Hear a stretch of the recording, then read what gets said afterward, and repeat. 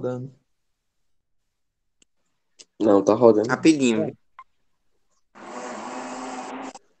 E carregar o site do Vaticano.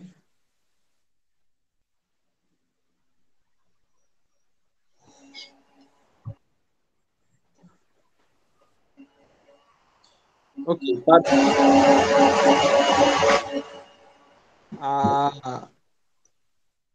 Já vimos a função do família, Estado e Igreja, né? Sim. Sujeito da educação. 1, 2, 3, 4, 5, 6, 7. É muito grande, não vai dar para a gente ler tudo, não. Então vamos por pontos, né? Alguém aí leu tudinho e fez anotações? Eu fiz, deixa eu pegar o caderno. Pega aí.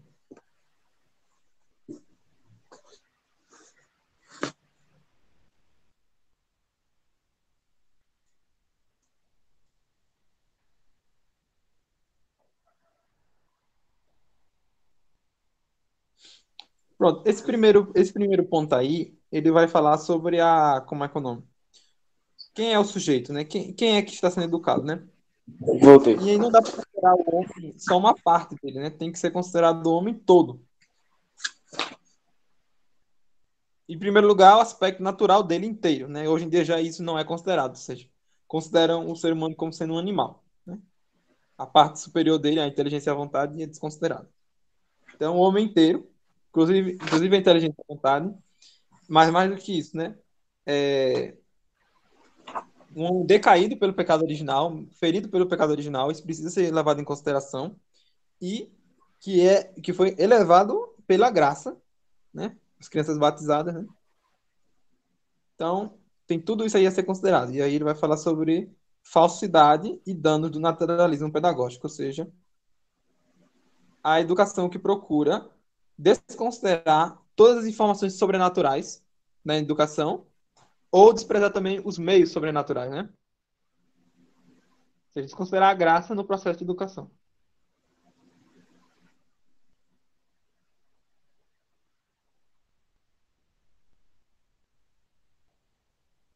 Alô?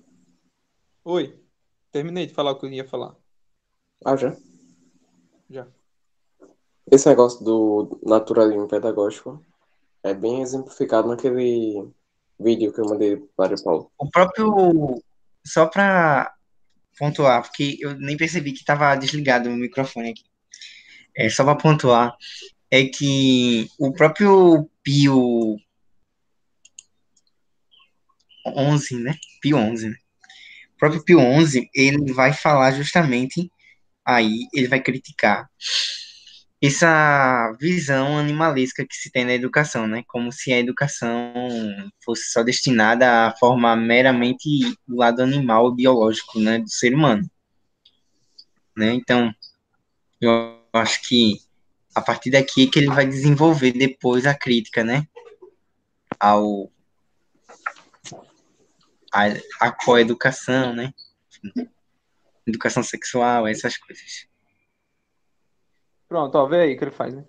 Tais são, na sua generalidade, aqueles sistemas modernos de vários nomes que apelam para uma pretendida autonomia e ilimitada liberdade da criança e que diminuem ou até ou suprimem até a autoridade e a ação do educador, atribuindo ao educando um primado exclusivo de iniciativa e uma atividade independente de toda lei superior, natural e divina na obra da sua educação. Diriam sim a verdade se com algumas daquelas expressões quisessem indicar, ainda que impropriamente, a necessidade cada vez mais consciente da cooperação ativa do aluno na sua educação, e sem tendência a afastar desta o despotismo e a violência.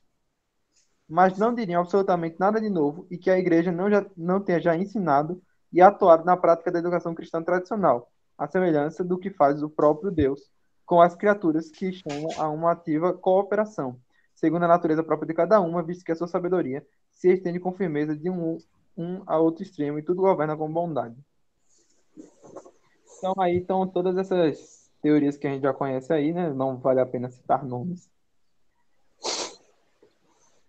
é, É, e querem disso essa questão aí de utopia. deixar a criança, né, se autoeducar, né, é meio complicado, porque, por exemplo, a gente sabe que, por exemplo, a própria educação, né, ela tem com o intuito também tem essa relação de socialização, mas não só socializar, né, mas no sentido de a criança se autoeducar, né, apoiado nas virtudes. Então, de certa forma, deixar, por exemplo, o que a gente vê muito, né, na UFPE, principalmente, né, essa questão de que você lê se você quiser, você vai na aula se você quiser e você faz se você quiser. Então, não é bem assim, né? Tem que ter o dever, né? Dever ser. E outro mais, né? Aquilo que o Padre Paulo falava naquela aula que o José Pedro mandou, né? Que a função de educar é a função de autoridade. Quem tem autoridade é quem tem a missão de educar. Pois é. E autoridade não é autoritarismo. Autoridade simplesmente é você dizer, daqui para cá, você vai ter acesso a esse conhecimento. É você também colocar ordem, né, em certas questões, né?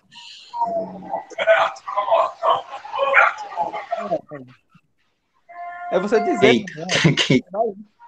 Por mais que você não queira, você vai ter que estudar. Ponto. Faz parte da é, exatamente.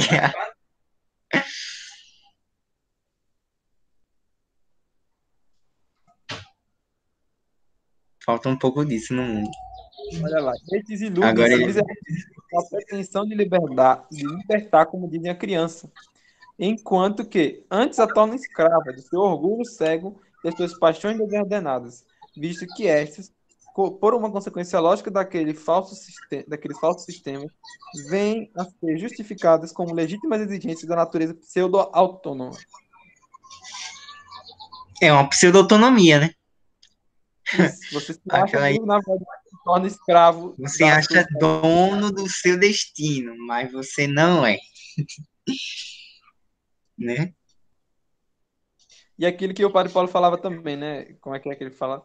É, tá lá, a família, o professor, eles não podem ser autoridades, né? Eles não podem oprimir a criança. É, a criança tem que ser livre. Ó. Faça isso e ela vai se tornar, como é que é o nome? Escrava do Estado, das ideologias, de tudo mais que você quiser. Alguém vai educar a criança. Se não for você, vai ser outro. É verdade.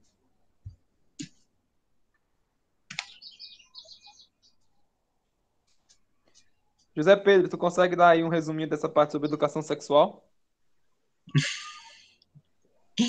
José Pedro, tá vivo? Sim. Aqui ele fala sobre o método de educação sexual, né? Aí ele fala que é um assunto muito delicado, porque pelas marcas de pecado original, principalmente na época da adolescência, há esse processo de formação, né? E a pessoa não tem bem claro certos princípios que devem guiar ela. Aí ele fala aí criticando certas pessoas que acham que expondo adolescentes a certas situações para, entre aspas, acostumá-los, isso seria pior. E que é um assunto tão delicado que deve ser tratado pelos pais. E mesmo os pais, ele adverte, tem que tomar cuidado durante essas conversas, né? Para não entrar em detalhes, etc. Porque tem uma situação aí, ele fala que mesmo momentos de instrução contra certos pecados podem acabar se tornando ocasião desse mesmo pecado. E que é importante porque grande parte dos pecados, como a gente sabe, e dos vícios, etc., são sempre relacionados à sexualidade, uma sexualidade desordenada, né? Sim. Eu acho que não precisa nem comentar isso aí muito. É, Quem nunca teve a visita do psicólogo na sua sala, teve o para quê? falar besteira. Quem nunca teve uma visita do psicólogo na sua sala de ensino médio? Eu tive. Para ensinar tudo que tem de errado. Pois é. Na realidade, não foi nem os psicólogos na minha escola. Na minha época foram os professores mesmos, né? Então, de certa maneira, porque a educação sexual ela é vista como um tema transversal, né? Pela lei, né? Uhum. Aí qualquer um pode falar sobre educação sexual, de certa Ótimo. forma, Quem pela é que não lei, era né? assim? Quem é que deve dar educação sexual à criança?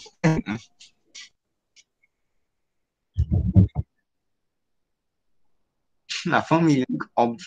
A família. Muito obrigado. Tá, e sobre a coeducação, o que é que se tem a dizer?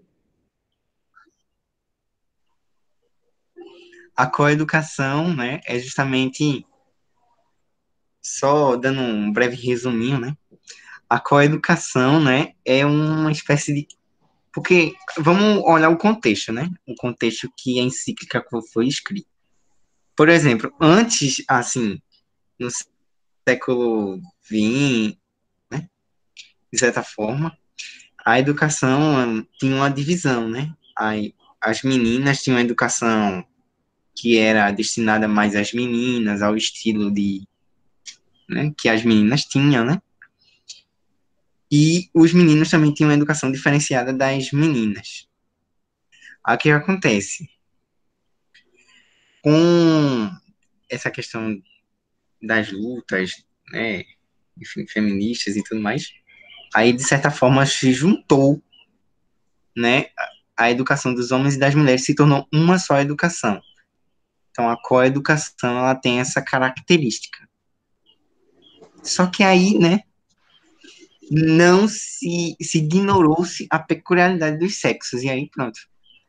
Aí de certa forma favoreceu muitas coisas assim da promiscuidade e tudo mais, né? Lê aí rapidinho. Acho que dá para ler. É, de modo semelhante, errôneo e pernicioso, a educação cristã é chamado método de coeducação, baseado também para muitos no naturalismo negador do pecado original. E ainda para todos os defensores desse método, sobre uma deplorável confusão de ideias que confunde a legítima convivência humana com a promiscuidade e igualdade niveladora. O Criador ordenou e dispôs a convivência perfeita entre os dois sexos somente na unidade do matrimônio gradualmente descrita na família e na sociedade. Além disso, não há, na própria natureza, que os faz diversos no organismo, nas inclinações e nas aptidões. Nenhum argumento donde se deduza e possa e deva haver promiscuidade, muito menos igualdade de informação dos dois sexos. Estes, segundo admiráveis desígnios do Criador, são destinados a completar-se mutuamente na família e na sociedade, precisamente pela sua diversidade, a qual, portanto, deve ser mantida e favorecida na formação educativa, com a necessária distinção e correspondente separação proporcionada às diversas idades e circunstâncias. Apliquem-se estes princípios num tempo e num lugar oportunos, segundo a norma de prudência cristã em todas as escolas, nomeadamente no período mais decisivo da formação, qual é a adolescência, nos exercícios ginásticos e desportivos, na particular preferência na juventude feminina, a qual fica muito mal toda a exibição e publicidade. Recordando também das palavras do Divino Mestre, ai do mundo, por causa dos escândalos. Exortamos vivamente a vossa solicitude e vigilância, veneráveis irmãos, sobre os perniciosíssimos erros que largamente se vão difundindo entre o povo cristão com imenso dano à juventude.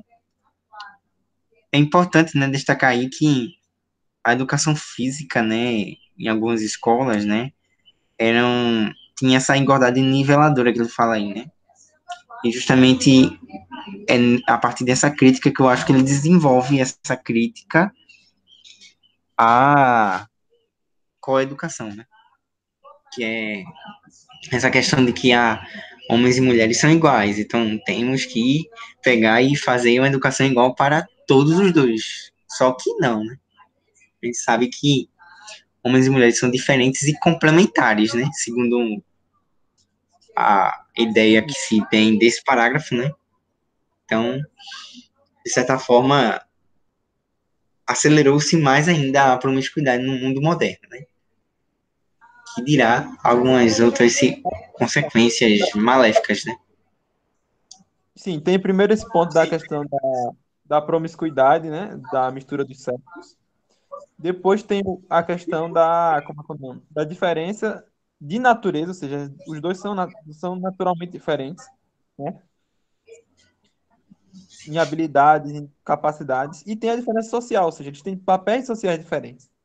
Então, essas três coisas nos obrigam a educar de forma diferente e separadamente. Só lembrando que a igreja sempre defendeu a dignidade da mulher, né? Tanto é que na época da Idade Média era muito assim bom para as mulheres terem os maridos cristãos, né? Porque de certa forma isso colocava, né, assim, a dignidade da mulher bem assim, colocava a mulher em dignidade, né? Já que ela, por exemplo, estaria menos propícia à violência, né? Porque tendo em vista que antes da Idade Média seriam os bárbaros, né? Os bárbaros violentavam muito as mulheres. E o cristianismo veio com essa proposta, né? De certa forma, pacificar, né? As relações entre os sexos. E aí o que acontece? A gente vê novamente aí também essa não pacificação entre os sexos, né? A coeducação, né? Aí vão alegar, não, mas a coeducação favoreceu a formação das mulheres. As mulheres, depois disso, foram formadas e não sei o quê. Isso é uma mentira, né? Porque se você for olhar mesmo os dados, por exemplo, na época do Brasil colonial, os jesuítas, é, grande parte das professoras nos colégios jesuítas eram mulheres também, né? Então, de certa forma, a educação das mulheres também era muito favorecida, né? Na Idade Média, na época do ensino, a época do que a gente chama dos jesuítas aqui no Brasil, né? Que muito não se fala disso, né? Se fala assim, as mulheres são reprimidas pelo cristianismo, né? Quando que na realidade não é bem assim, né? A história conta outra história. Aí, ambiente da educação. Ambiente da educação. A gente vai falar Santiago, sobre hoje? quer falar? Não, que eu achei que a gente só ia ver a parte de sujeito da educação hoje. Eu não vi essa parte, não. Não, mas só deu meia hora. Oi, tá, se quiser pode ver, porque eu não li nada, né? Eu não sei como é. Tu não leu? Não, eu Oxe, só achei que ia ser só parte do sujeito da educação hoje.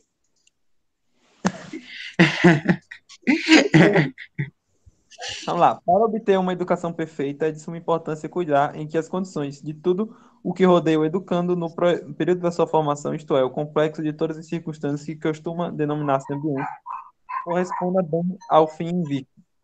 Primeiro, família cristã. O primeiro ambiente natural necessário da educação é a família, precisamente a isto que destinada pelo Criador. De modo que, em geral, a educação mais eficaz e duradoura é aquela que se recebe numa família cristã, bem ordenada e disciplinada, tanto mais eficaz quanto mais clara e constantemente, aí brilhar, sobretudo, o bom exemplo dos pais e dos outros domésticos.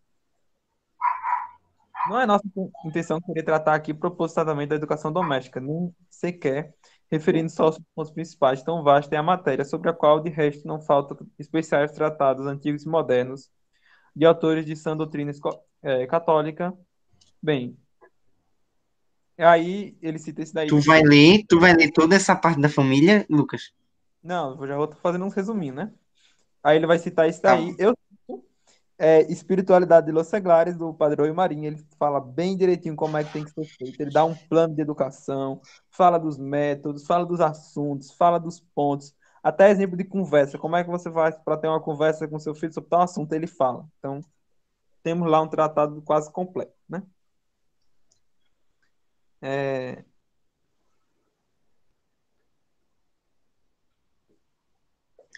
para os ofícios e e profissões da vida temporal e terrena, com certeza de menor importância, fazem-se longos estudos e uma cuidadosa preparação, quando para o ofício e dever fundamental da educação dos filhos, estão hoje pouco ou nada preparados muitos pais, demasiadamente absorvidos pelos cuidados temporais. Isso aí é fantástico, né? Que é o que o Chesterton falava também, ou seja, as pessoas dão preferência, acham mais importante o trabalho do que a educação dos filhos. E vejam, né? Que todo mundo fala educação tem que ser a prioridade, educação tem que ser a prioridade. Bem, são os primeiros que não dão preferência à educação, né? Eles dão preferência ao seu trabalho. E o pior de tudo, eles acham que educação é educar para o trabalho. Que aí é que destrói tudo de vez.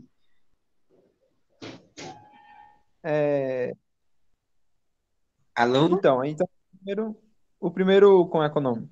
Ponto é o, como é que é o nome? A família cristã, né? É o primeiro ambiente da educação, né? Uma família bem organizada, bem disciplinada, bem ordenada, vai educar muito bem seus filhos. Isso é a necessidade que os pais se formem para poder educar os filhos, né? Segundo ambiente, a igreja e suas obras educativas, né? Então ele vai falar sobre a... Vamos ver.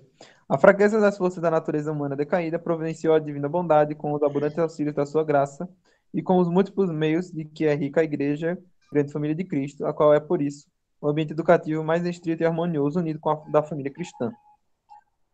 O qual ambiente educativo da igreja não compreende somente seus sacramentos, meios divinamente eficazes da graça e os seus ritos, todos maravilhosamente educativos. Nem só o recinto material do templo cristão, também ele é admiravelmente educativo, na linguagem da liturgia e da arte, mas também a grande multiplicidade e variedade de escolas, associações e todo gênero de instituições tendentes a formar a juventude na piedade religiosa, juntamente com o estudo das letras e das ciências e com a mesma recreação e cultura física. E nesta exauriu fecundidade de obras educativas, como é admirável ao mesmo tempo que insuperável a providência maternal da Igreja, admirável é a harmonia acima indicada, que ela sabe manter com a família cristã, a ponto de poder dizer-se com verdade que a Igreja e a família constituem um único tempo da educação cristã. Pronto. Vale ressaltar aí, Lucas, que, assim, de certa forma, para Pio XI, existem duas aí instituições básicas, assim, que vão, de certa forma, tornar possível, né, a educação para as virtudes, né, a educação cristã, que é a família e a igreja, a família cristã, né? E aí ele coloca aí, né, eu acho que tu passou, mas é importante ressaltar, que a irreligiosidade, né, essa questão das escolas sem Deus, as teorias socialistas, né, essa questão do liberalismo, né, de certa forma, é o que ataca ao ambiente familiar e, de certa forma, também vai atacando ao ambiente familiar e tornando aí possível, né, ele já fala aí das escolas que são mistas, as escolas laicas, as escolas neutras, enfim, e que tem um papel aí impositivo, né, no do próprio Estado, né, nessa questão de você cursar nessas escolas, né, então existe uma política, né, impositiva, né, porque, de certa forma, em alguns países, né, é obrigatório você, de certa forma, a criança ver. Os pais estão endividados, né? Porque devido ao capitalismo, né, de certa forma, o consumo, essa cultura de produção e consumo do capitalismo, as famílias estão endividadas, né? Grande parte. E aí o que é que acontece? Não tem capacidade de pagar escolas para as crianças. Aí o que é que acontece? Matricula a criança na escola mista ou laica, né? E aí da educação da criança. Então, aí a família também, muitas das vezes, vai ter que ser obrigada a desfazer esses tipos de paranoias que colocam na cabeça da criança, né? Não vai conseguir. Então, basicamente, assim, é um dos papéis da família, porque, ao que parece aí, tendo a leitura, né, de hoje para essa leitura aí, o próprio Pio XI, né, Vide aí, gente, cá para nós, né? O contexto que foi escrita essa encíclica aí é um contexto em que a Europa já começa a degradar-se, né? A França já começa aí a ter uma decaída de cristãos e tal. O cristianismo na França, até hoje, é um cristianismo que vem se decaindo, né? Então, assim, de certa forma, o contexto também, né? E, assim, só para exemplificar, né? A ideia da escola laica, a ideia da escola mista e única, né? Elas foram ideias que luministas, né? A ideia do próprio iluminismo e que as próprias ideias socialistas também vão abraçar essa ideia, né? Que são cavalos de Troia contra a Também, né? igreja, né? São cavalos de Troia contra a igreja, né? Porque, vê, a igreja tem uma atividade caritativa de ter escolas confessionais, beleza?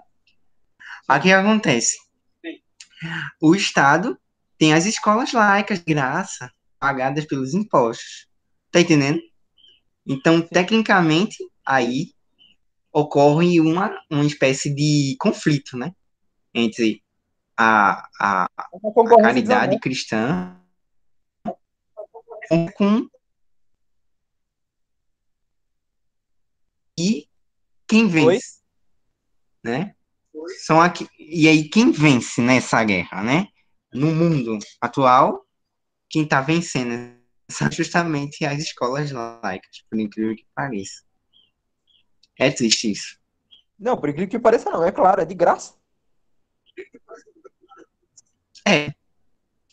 Então aí, né, de É... certa forma, isso daí colabora também para o estado de coisas atual, né? Não, então, justamente, esse ponto da educação, o padre Paulo Ricardo fala naquele curso da Igreja do Mundo Moderno, foi um dos pontos onde os capitalistas e os comunistas se juntaram, né?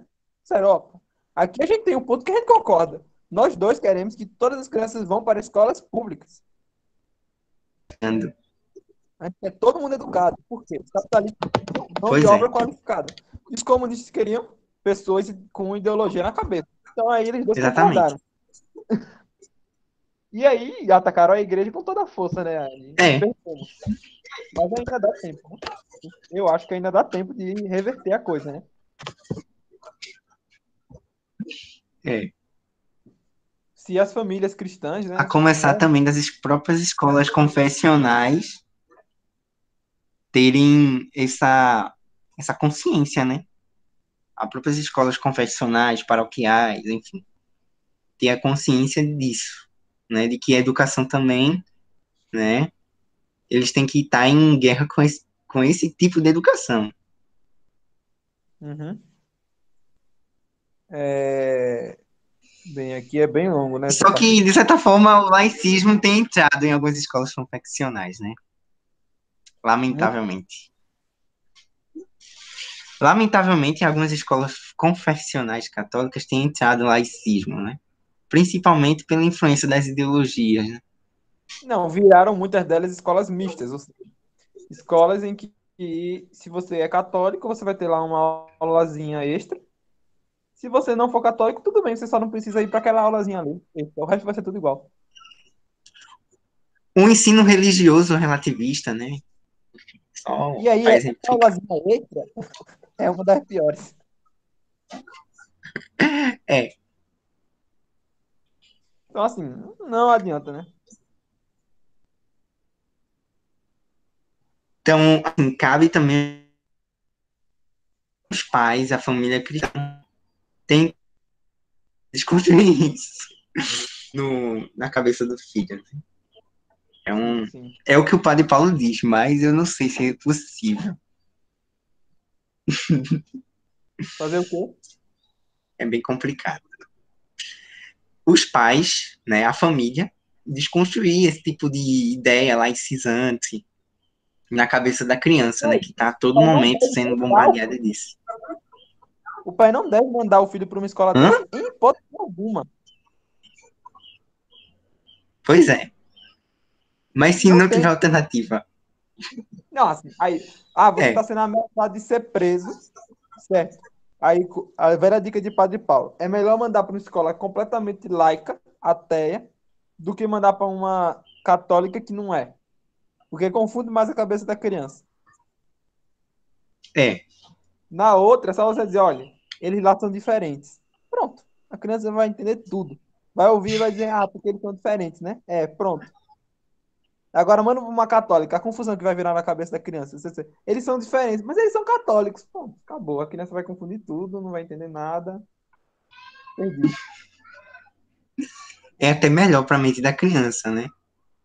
Mas se, Isso. por exemplo, se não tiver escola católica, enfim, perto da criança, Se for né? escola católica,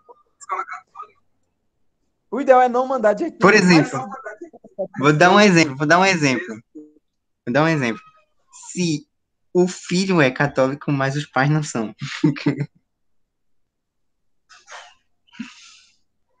não, aí tem que ver, né? Se os pais vão dar liberdade para ele escolher a própria escola, né?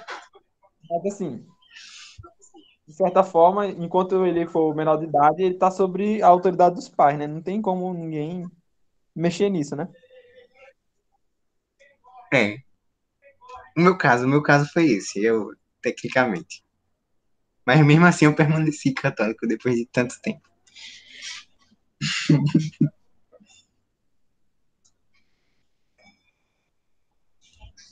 Mas é Então, uma vamos batalha. acabar aqui. E aí, próximo Vamos encontro a gente acabar termina aqui. tudo, viu? Escola, fim e forma da educação cristã e conclusão. Tudo isso aqui vai ser o próximo encontro. Ok, Tá vou bom. ler aqui. Escola, letra C. Isso, tá aqui E até o sendo fim. necessário. Ok, tá certo. E sendo necessário que as novas gerações sejam instruídas nas artes e disciplinas com as Giovanni? quais. Oi? Não, eu disse que era para. Isso aí vai ser o próximo encontro. Ah, tá. A não ser que vocês queiram Ah, tá, continuar beleza. até meio. A gente tá aqui desde 9, Agora né? vê só. Agora, o que muito acontece hoje é que a gente vive um boom das escolas laicas e das escolas aí mistas, né? Então é Sim. importante ressaltar isso, né? Que hoje, né, de certa forma, existe um número muito pequeno de número de escolas católicas e escolas mistas, né? Então, existe uma diversidade de escolas laicas. Inclusive, há um estímulo, né, do Estado para matricularem nessas escolas laicas. Sim.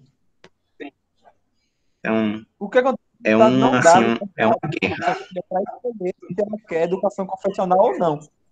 Ele diz: olha, você pode escolher educação confessional ou não confessional. Agora, se você for dar educação confessional para o seu filho, você vai ter que pagar. Isso não é liberdade nenhuma, né? Liberdade seria: olha, você pode escolher escola laica, você pode escolher escola confessional. E as duas vão ser de graça. Se você quiser a escola pública do Estado, você vai. Se você quiser a escola confessional, eu pago. Isso seria o Estado da liberdade, né? É, só que não é bem assim, né? As escolas são confeccionais, né? Geralmente são um pouco caras, né? Confesso. E aí fica essa questão aí, né? Os filhos termina disseminando a ideologia laica de todo jeito, né? A vaca foi pro brejo. Agora cabe também aos pais, né? Também, se não tiver alternativa nenhuma, né?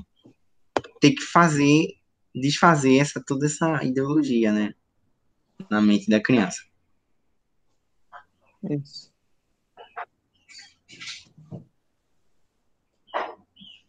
Esse é um dos grandes desafios da igreja também, né? Beleza, então vamos deixar para o próximo encontro, que já deu 10h52 aí. E depois faz a oração. Tá bom. Em nome do Pai, do Filho e do Espírito Santo. Pai nosso que estás no céu, santificado seja o vosso nome. Venha a nós o vosso reino, seja feita a vossa vontade, assim na terra como no céu. O pão nosso de cada dia O nos pão dai hoje, nosso de cada dia nos dai hoje.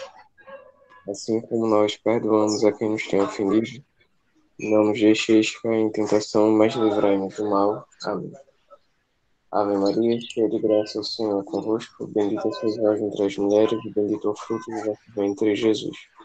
Santa Maria, Mãe de Deus, rogai por nós, pecadores, agora e na hora de nossa morte. Amém. Senhor, nós vos agradecemos por mais este encontro.